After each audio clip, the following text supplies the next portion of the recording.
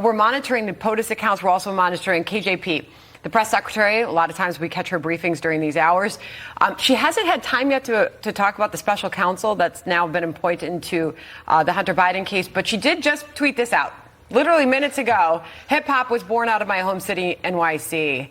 Happy 50th to hip hop, says KJP.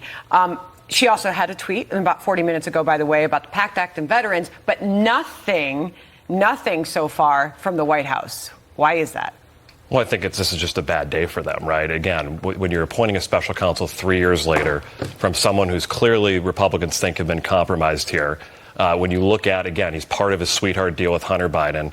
The IRS whistleblowers also alleged that he not only his investigation was being stifled, but that he was essentially bearing evidence on here.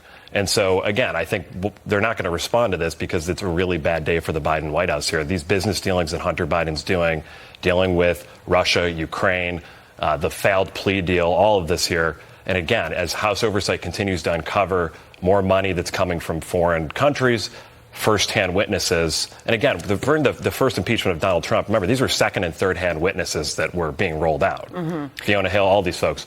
Devin Archer, again, business partner, said he was there when these things happened. That is very close to Joe Biden. Well, wouldn't we agree that the DOJ is appointing the special counsel to get to the bottom of this without the interference of politics? We can't show that there's any interference of politics, and I think that's even why Garland is being extra cautious in making sure that we have this special counsel without notifying the White House, without them knowing. So politically speaking, what is the impact on the sitting president and his reelection bid? We already know that there's a large chunk of Democrats who are hoping for somebody else. I don't think that does this build their case? I don't think it does. I think it further scrutinizes the president and shows that there's no wrongdoing. It shows that Joe Biden has been doing right by the American people. And most importantly, he's actually delivering. We're the anniversary of the Inflation Reduction Act.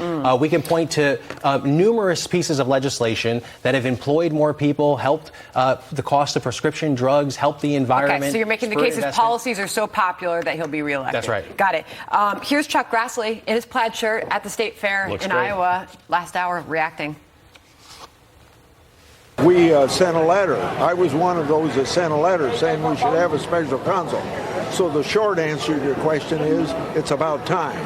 On the other hand, I have some question about Weiss doing it. They never did anything with the 1023 document that I got released. So you just wonder how thorough Weiss is doing it. Since this administration has exemplified so much political bias in the FBI and the Department of Justice, I think there's reasons to raise questions. You can't do one thing for a Democrat and another thing for a Republican because the Constitution requires equal justice. A guy you know very well. He looks great. So, yeah, I mean, real quick, one response here. The popular policies question, I mean, he's got a 39% approval rating. 65% of people say the country's heading in the wrong direction.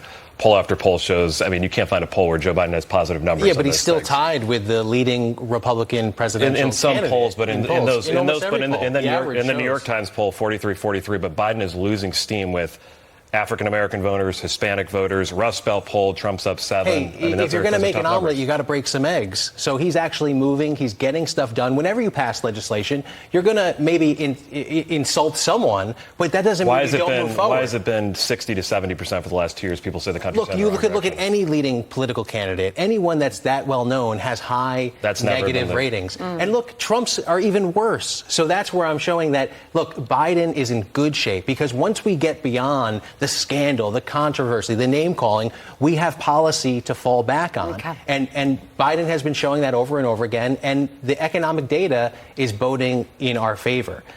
Inflation has been coming under control.